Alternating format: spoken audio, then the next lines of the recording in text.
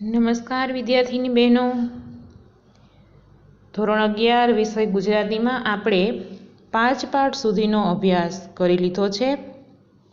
આજે પાઠ 6 સુંદરીની શોધ પાઠનો અભ્યાસ કરવાના છીએ. સુંદરીની શોધ પાઠના લેખક છે જયશંકર ભોજક. તેમનું ઉપનામ છે સુંદરી અને આ પાઠનો સાહિત્ય પ્રકાર છે આત્મકથાખંડ. આત્મકથાખંડ એટલે શું? તો કે આત્મકથામાંથી કોઈ પણ એક ખંડ કે ભાગ લેવામાં આવેલો હોય તેને આત્મકથાખંડ કહેવાય. આત્મકથા ખૂબ લાંબી હોય છે એટલે આખી આત્મકથા આપવી અહીંયા ખૂબ વિશાળ થઈ જાય, એટલા માટે એમાંથી એક ખંડ લીધો હોય તેને આત્મકથાખંડ કહેવાય છે. તો સુંદરી ઉપનામથી ઓળખાતા જયશંકર ભુદરદાસ ભોજકનો જન્મ 30/1/1889 અને અવસાન 22/1/1975 થયેલું. જયશંકર ભોજકનો જન્મ ઉત્તર ગુજરાતના એમના વતન વિસનગરમાં થયો હતો.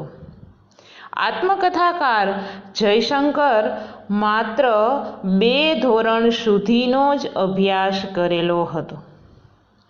ફરીથી કહું છું, આત્મકથાકાર જયશંકરે માત્ર 2 ધોરણ સુધીનો જ અભ્યાસ કરેલો હતો. ઈસવીસન 1898 થી 1901 કલકત્તા ઉર્દુ નાટક મંડળીમાં, ઈસવીસન 1901 થી 1932 સુધી મુંબઈ ગુજરાતી નાટક મંડળી સાથે સંકળાયેલા રહ્યા. ઈસવીસન 1948 થી 1962 સુધી અમદાવાદ રંગભૂમિની આબોહવા સર્જવામાં સક્રિય બન્યા. ઈસવીસન 1964માં મુંબઈમાં મળેલા ગુજરાતી સાહિત્ય પરિષદના 22મા અધિવેશનમાં કળા વિભાગના પ્રમુખ બન્યા. ઈસવીસન 1951માં તેઓને રણજીતરામ સુવર્ણચંદ્રક અને 1971માં પદ્મ વિભૂષણનો ઇલકાબ મળ્યો હતો.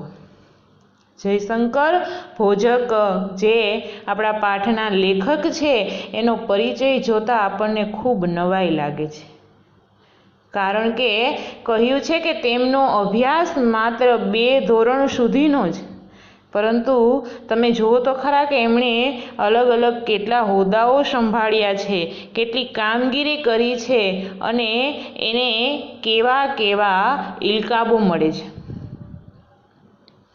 રણજીતરામ સુવર્ણચંદ્રક આપણે ત્યાં ગુજરાતી સાહિત્યમાં જેનું સાહિત્ય શ્રેષ્ઠ હોય તેમને આપવામાં આવે છે, અને પદ્મ વિભૂષણ, પદ્મભૂષણ અને પદ્મશ્રી એમ આપણે ત્યાં જે ઇલકાબ અપાય છે તેમાં પદ્મ વિભૂષણનો ઇલકાબ છે એ ત્રણેયમાં મોટો છે એ આપણા પાઠના લેખક જે સુંદરી ઉપનામથી ઓળખાય છે તેને મળે છે. ખૂબ નવાઈની વાત છે કે 2 ધોરણ સુધીનો અભ્યાસ કરેલો માણસ છે એ આ લેખક છે તે અહીંયા સુધી પહોંચી શકે છે. જૂની રંગભૂમિના સુવિખ્યાત નટ સુંદરીની આત્મકથા થોડા આંસુ થોડા ફૂલમાંથી આ પાઠ લેવામાં આવ્યો છે. જયશંકર ભોજક જે આપણા પાઠના લેખક છે તેમ આપણને જે અહીંયા પાઠ આપ્યો છે સુંદરીની શોધ, આ પાઠ તેમની આત્મકથા થોડા આંસુ થોડા ફૂલ તેમાંથી લેવામાં આવ્યો છે. તેમણે તેમનું નટજીવન મુંબઈ ગુજરાતી નાટક મંડળીમાં વિતાવ્યું. ઈસવીસન 1901માં ભજવાયેલ સૌભાગ્ય સુંદરી નાટકમાં માત્ર 12 વર્ષની ઉંમરે તેમણે ભજવેલી સુંદરી બાલાની પ્રથમ ભૂમિકામાં જ સહજ, સરળ, લાવણ્યમય અભિનય પરથી તેમની ઓળખ કાયમ માટે સુંદરી બની ગઈ. આપણને થાય જ્યારે લેખકનું ઉપનામ જોઈએ ત્યારે કે લેખકનું ઉપનામ સુંદરી કઈ રીતે હોઈ શકે, તો આપણને અહીંયા ખૂબ સરસ રીતે સ્પષ્ટતા કરી દીધી છે કે તે માત્ર 12 જ વર્ષની ઉંમરે સૌભાગ્ય સુંદરી નામનું નાટકમાં સુંદરી બાલાની ભૂમિકા ભજવે છે. તે તેમની પ્રથમ ભૂમિકા છે, તે તેમનું સુંદરી બાલાનું પ્રથમ પાત્ર છે. તે એવી રીતે સહજ, શરણ્ય અને લાવણ્યમય રીતે ભજવે છે કે તેમની ઓળખ, આ તેમનું પહેલું પાત્ર સુંદરી બાલા નામનું, તેના માટે કાયમી સુંદરી બની જાય છે. મુંબઈના ગેયટી થિયેટરમાં સળંગ 32 વર્ષ સુધી નાટકોમાં સ્ત્રીના વિવિધ પાત્રો ભજવી તેમણે પ્રેક્ષકોની અપાર ચાહના મેળવી. આપણા લેખક છે એ નાટકમાં સ્ત્રીની વિવિધ પાત્રો ભજવે છે. તે દરેક નાટકમાં સ્ત્રીની જ ભૂમિકા ભજવે છે, સ્ત્રીનું જ પાત્ર ભજવે છે. અહીંયા કીધું છે કે તેમણે મુંબઈના ગેયટી થિયેટરમાં સળંગ 32 વર્ષ સુધી જેટલા પણ નાટકોમાં એણે ભાગ લીધો છે તે દરેક નાટકમાં સ્ત્રીના જ પાત્રો ભજવ્યા છે. અને એ પણ એવા કે કોઈ ઓળખી બતાવે નહીં કે આ પુરુષ છે. નટમંડળ અમદાવાદના ઉપક્રમે મેના ગુર્જરી ઇત્યાદિ નાટકોના દિગ્દર્શનને અનુલક્ષીને આજીવન અભિનયના ક્ષેત્રે ઈસવીસન 1957માં રાષ્ટ્રપતિ સુવર્ણચંદ્રક મળ્યો. નટમંડળ અમદાવાદના ઉપક્રમે મેના ગુર્જરી છે નાટકનું નામ છે. એના જેવા બીજા ઘણા પણ નાટકોમાં એણે ભાગ લીધો છે. અને આ મેના ગુર્જરી જેવા નાટકોના દિગ્દર્શનને અનુલક્ષી આજીવન અભિનયના ક્ષેત્રે તેમને રાષ્ટ્રપતિ સુવર્ણચંદ્રક પણ 1957માં મળે છે. પોતે પુરુષ હોવા છતાં સ્ત્રીનો અભિનય ક્યાંથી અને કેવી રીતે શીખતા ગયા તેના સ્વાનુભવના કેટલાક બિંદુઓ પ્રસ્તુત પાઠમાં વર્ણવાયા છે. આવી રીતે સ્ત્રીની સરસ મજાની ભૂમિકા તે નાટકમાં કેવી રીતે ભજવી શકે છે, આ સ્ત્રીનો અભિનય છે એ કેવી રીતે અને ક્યાંથી એ શીખે છે, એની વાત આપણા પાઠમાં કહેલી છે.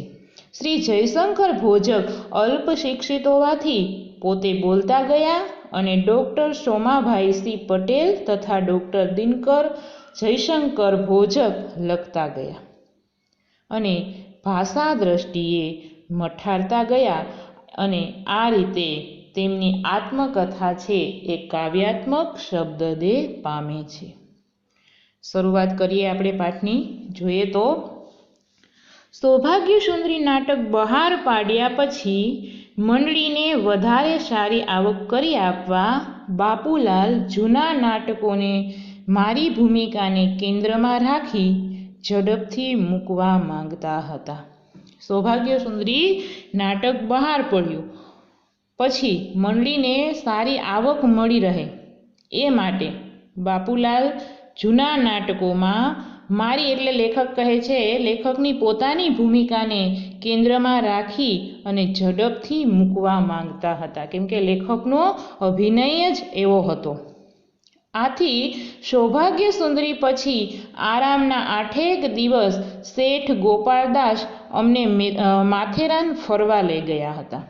સૌભાગ્ય સુંદરી નાટક પૂરું થઈ ગયા, ભજવાઈ ગયા પછી આરામના 8 દિવસ શેઠ ગોપાળદાસ છે એ માથેરાન ફરવા લઈ જાય છે. ત્યાં બાપુલાલ મારી પાસે વિક્રમ ચરિત્રની રંભા દૂધવાળીની ભૂમિકા તૈયાર કરાવતા હતા. ફરી બીજા નાટકની તૈયારી ચાલુ થઈ જાય છે. તેનું નામ છે વિક્રમ ચરિત્ર અને કહે છે ત્યાં ફરવા લઈ જાય છે, ત્યાં પણ તે રંભા દૂધવાળીની ભૂમિકા તૈયાર કરાવતા હતા. તેમાં મેં મારો દ્રષ્ટિકોણ ક્રમે ક્રમે ઉમેરવા માંડ્યો. મારો દ્રષ્ટિકોણ એટલે લેખકને એમ લાગે છે કે અહીંયા મારે આમ ઉમેરવું જોઈએ, અહીંયા મારે આવો અભિનય કરવો જોઈએ, એની વાત કરે છે કે મેં એ ક્રમે ક્રમે ઉમેરવાનું ચાલુ કરી દીધું. પ્રથમ તો સસરા વિક્રમ સાથે સ્ત્રી ચરિત્ર છે એ સાબિત કરવાનું પ્રત્યેક પ્રસંગે હું મગજમાં રાખીને આગલા પાછલા દ્રશ્યોમાં અભિનય કરતો.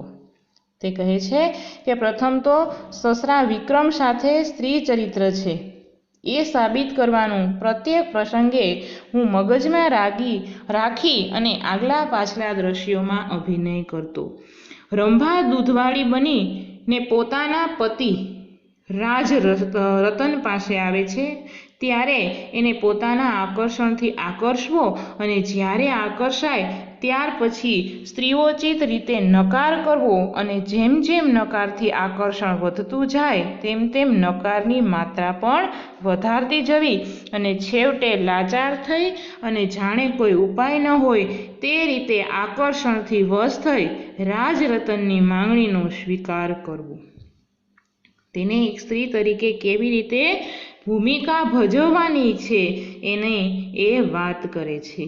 રાજરતન છે એ વિક્રમનો પુત્ર છે. તે કહે છે કે રંભા દૂધવાળી બનીને પોતાના પતિ રાજરતન પાસે આવે છે ત્યારે એનો જે પતિ છે એને પોતાના આકર્ષણથી આકર્ષવો અને જ્યારે આકર્ષાય ત્યાર પછી સ્ત્રીઓચિત રીતે નકાર કરવો અને જેમ જેમ નકારથી આકર્ષણ વધતું જાય તેમ તેમ નકારની માત્રા પણ વધારતી જવી અને છેવટે લાચાર થઈ અને જાણે કોઈ ઉપાય ન હોય તે રીતે આકર્ષણ વશ થઈ રાજરતનની માંગણીનો સ્વીકાર કરવો.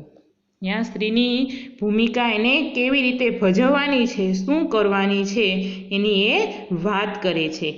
આ બધી વાતોને ક્રમબદ્ધ રીતે અને ચઢિયાતા ક્રમે ઉપસાવી ભજવતો. પ્રસ્તુત નાટકનું કોઈ દૂધ લ્યો દિલરંગી ગીત ખૂબ મશહૂર થયું હતું. વિક્રમ ચરિત્રનું એક ગીત કોઈ દૂધ લ્યો દિલરંગી, આ ગીત છે એ ખૂબ મશહૂર થયું હતું એમ કહે છે અને લોકજીભે રમતું પણ થયેલું. કેટલીક મિલોએ સાડી અને ધોતિયાની કિનારી ઉપર એની પંક્તિઓ પણ છપાવેલી. આ જે ગીતની પંક્તિ છે કે કોઈ દૂધ લ્યો દિલરંગી એની વાત કરે છે કે એટલું બધું એ મશહૂર થઈ ગયું હતું, લોકજીભે રમતું થઈ ગયેલું હતું કે અમુક મિલોમાં આ સાડી અને ધોતિયાની કિનારી ઉપર એમની પંક્તિઓ છપાયેલી. જુગલ જુગારી નાટકની નાયિકા લલિતાની ભૂમિકામાં મારું મન એટલું તરબોતર થયું હતું કે એક વખત જે પતિ આટલો પ્રેમ કરતો હતો તે જ પતિ જુગારના છંદને લીધે પત્નીની સામે પણ જોતો નથી અને પત્નીને ફોસલાવી મનાવીને એના બાળકના નામે મૂકેલું ધન પણ લઈ લેવા એની સહી કરાવી લેતો. આથી મારા મનમાં લલિતાની ભૂમિકાનો સમગ્ર ખ્યાલ ઊભો થયો અને સરળ વાચિક અભિનય વખતે મારી આંખમાંથી દળ દળ આંસુ સરવા લાગ્યા અને છેલ્લા શબ્દો તો ઉચ્ચારવા પણ કઠણ થઈ પડ્યા. અહીંયા ત્રીજું નાટક આવે છે જુગલ જુગારી. તેમાં લેખકને લલિતાની ભૂમિકા ભજવવાની થાય છે.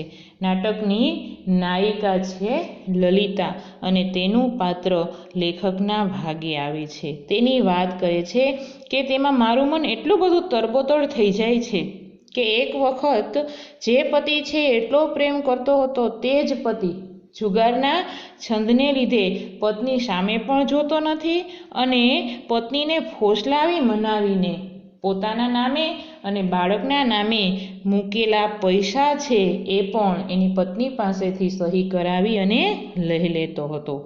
આથી મારા મનમાં લલિતાની ભૂમિકાનો સમગ્ર ખ્યાલ ઊભો થયો અને સરળ વાચિક અભિનય વખતે મારી આંખમાંથી દડ દડ આંસુ સરવા લાગ્યા અને છેલ્લા શબ્દો તો ઉચ્ચારવા પણ કઠણ થઈ પડ્યા. લેખક અહીંયા કહે છે કે એનો સરળ વાચિક અભિનય વખતે લલિતાનું પાત્ર એ નાટકમાં ભજવે છે ત્યારે તે કહે છે કે એ લલિતાની જગ્યાએ પોતાની જાતને એવી રીતે એમાં ગોઠવી આપે છે કે પોતાને પણ એ કરુણ દ્રશ્યને જોઈ અને લેખકની આંખમાંથી દળદળ આંસુ સરવા લાગે છે અને કહે છે કે છેલ્લા શબ્દો તો ઉચ્ચારવા પણ કઠણ થઈ પડ્યા. બાપુલાલ નાયકે મને ઉત્સાહિત કરતા કહ્યું કે જે અસર અત્યારે તને થઈ છે તે જ અસર પ્રેક્ષકો પર થશે. એની હવે તારે ખાતરી રાખવી અને આવી અસર ઊભી કરવી એ જ નટનું કર્તવ્ય છે. બાપુલાલ લેખકને કહે છે કે મને એટલે કે લેખકને ઉત્સાહિત કરતા કહે છે કે જે અસર તને અત્યારે થઈ છે તે અસર પ્રેક્ષકો પર થશે, પ્રેક્ષકોને ગમશે. એ તારે ખાતરી રાખવાની છે કે આવી અસર થવી જોઈએ અને આવી અસર ઊભી કરવી એ નટનું કર્તવ્ય છે. હું લલિતાની ભૂમિકાને સાવ નિરક્ષર પણ નહીં અને ડિગ્રીધારી શિક્ષિત પણ નહીં, છતાં સંપૂર્ણ સમજવાળી નારી કલ્પતો હતો. લલિતાની વાત કરે છે કે તે સાવ નિરક્ષર પણ નહીં અને ડિગ્રીધારી શિક્ષિત પણ નહીં એવી સંપૂર્ણ સમજવાળી નારીની કલ્પના કરતો હતો. આપણે ત્યાં અહીંયા 3 નાટકની વાત થઈ છે. સૌપ્રથમ સૌભાગ્ય સુંદરીમાં લેખક છે એ સુંદરીની ભૂમિકા ભજવે છે. પછી વિક્રમ ચરિત્રમાં તે રંભા દૂધવાળીની ભૂમિકા ભજવે છે અને જુગલ જુગારી નાટકમાં તે નાયિકા લલિતાની ભૂમિકા ભજવે છે. આપણે યાદ રાખવાનું છે દરેક નાટકનું નામ અને તે નાટકમાં ભજવેલા જે પાત્રો છે તેનું નામ યાદ રાખવાનું છે. આગળ જોઈએ તો દર સિઝનમાં બાબુભાઈ શેઠ મુંબઈના પરાઓમાં રહેવા જતા.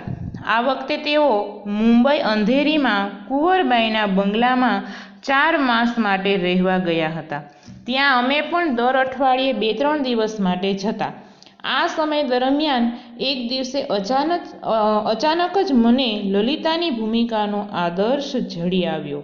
બાબુભાઈને મળવા એક કુમારિકા આવવાના હતા.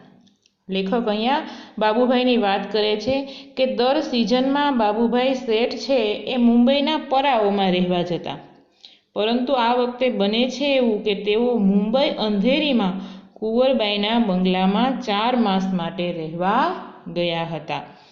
ત્યાં લેખક કહે છે કે અમે પણ દર અઠવાડિયે 2-3 દિવસ માટે જતા.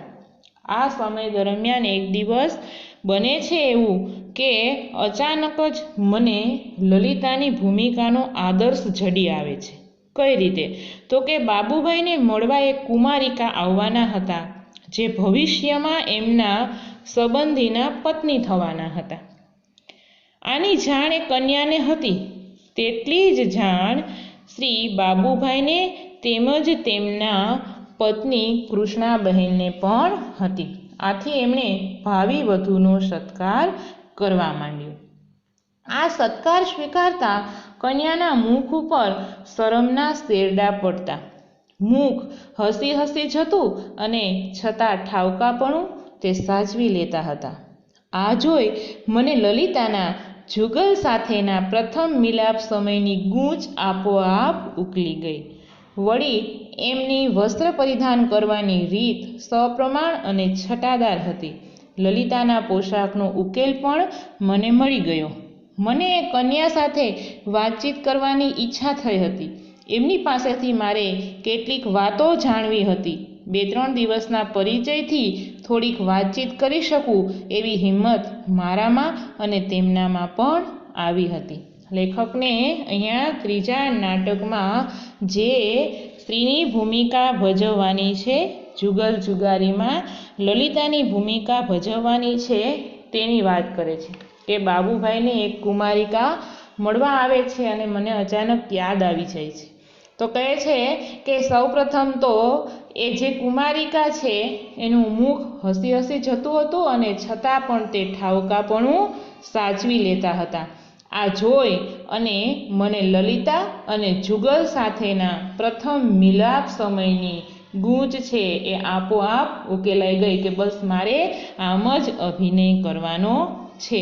અને વળી એના વસ્ત્ર પરિધાનની વાત કરીએ તો કે વસ્ત્ર પરિધાન કરવાની રીત પણ સરસ અને છટાદાર હતી. એટલે તેને લલિતાના પોશાકનો પણ ઉકેલ મળી જાય છે. પછી લેખક કહે છે કે મને એ કન્યા સાથે વાતચીત કરવાની ઈચ્છા થઈ, તો 2-3 દિવસના પરિચય પછી અમે એકબીજા સાથે વાત પણ કરી શક્યા.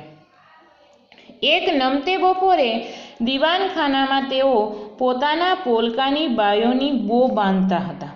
મારા ઓરડામાંથી પ્રવેશી મેં પ્રશ્ન કર્યો, બહેન, પોલકાનું શું કરી રહ્યા છો? તમે પોલકા ક્યાં સીવડાવો છો? મને તેનું ઠેકાણું આપશો? પોલકાના કલર સાથે આ બોનો કલર ખૂબ સરસ રીતે જામે છે. એ બહેન હસીને મને છૂટથી જવાબ આપ્યો અને દરજીનું ઠામ ઠેકાણું પણ બતાવ્યું. એક નમતે બપોરે દીવાનખાનામાં તેઓ, નમતે બપોરે એટલે હવે બપોરનો થોડોક સમય રહ્યો હતો. એક નમતે બપોરે દીવાનખાનામાં તેઓ પોતાના પોલકાની બાયોની બો બાંધતા હતા. મારા ઓરડામાંથી પ્રવેશી મેં પ્રશ્ન કર્યો, બહેન, પોલકાનું શું કરી રહ્યા છો? તમે પોલકા ક્યાં સીવડાવો છો? મને તેનું ઠેકાણું આપશો? પોલકાના કલર સાથે આ બોનો કલર ખૂબ સરસ રીતે જામે છે.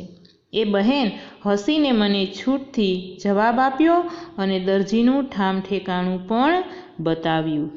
લેખક કહે છે કે એક દિવસ એક નમતા બપોરે દીવાનખાનામાં તેઓ પોતાના પોલકાની બાયોની બો એટલે કે દોરી બાંધતા હતા અને મારા ઓરડામાંથી પ્રવેશી મેં પ્રશ્ન કર્યો કે બહેન, પોલકાનું તમે આ શું કરી રહ્યા છો? તમે પોલકા એટલે બ્લાઉઝ ક્યાં સીવડાવો છો? મને તેનું ઠેકાણું એટલે કે સરનામું, એડ્રેસ આપશો? અને પોલકાના કલર સાથે આ બોનો કલર ખૂબ સરસ રીતે જામે છે.